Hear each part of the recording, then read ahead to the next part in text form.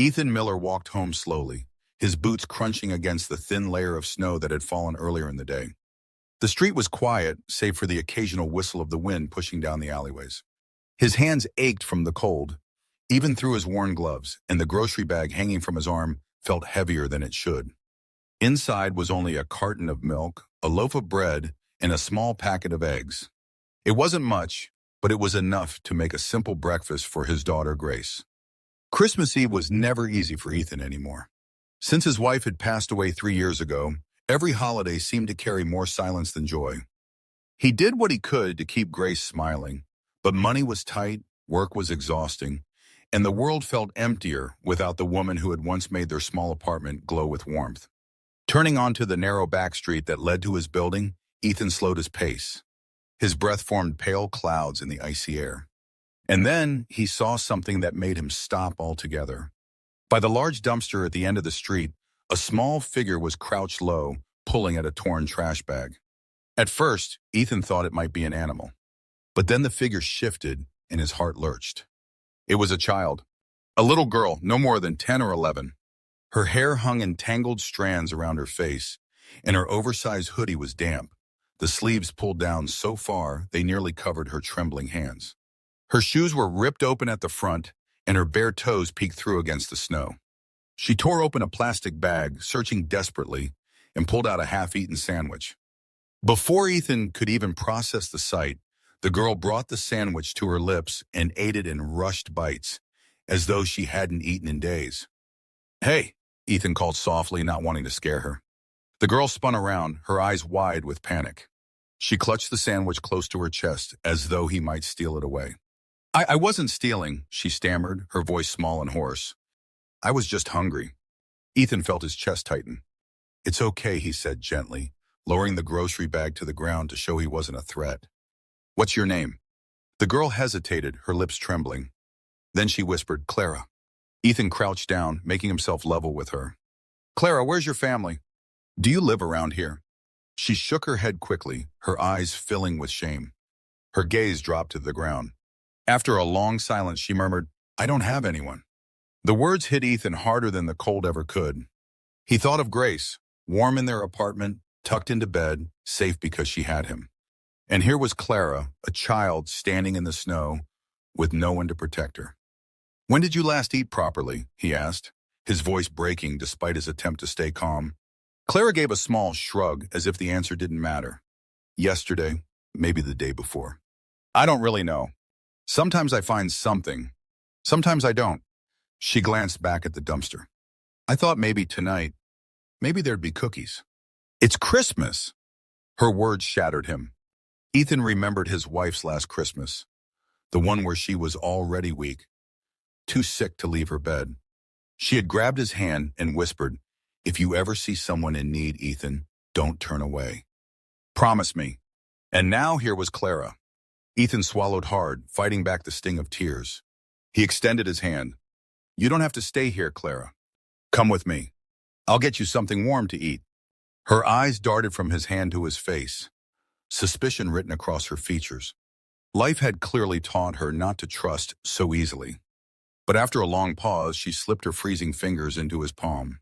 The warmth of Ethan's apartment was a shock to Clara the moment she stepped inside. She stood near the doorway, hesitant, as though she didn't believe she was really allowed to be there. Her eyes landed on the small artificial tree in the corner. Its branches were decorated with paper stars and glittery cutouts Grace had made at school.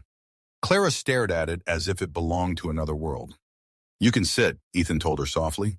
She perched on the edge of the couch, stiff and cautious.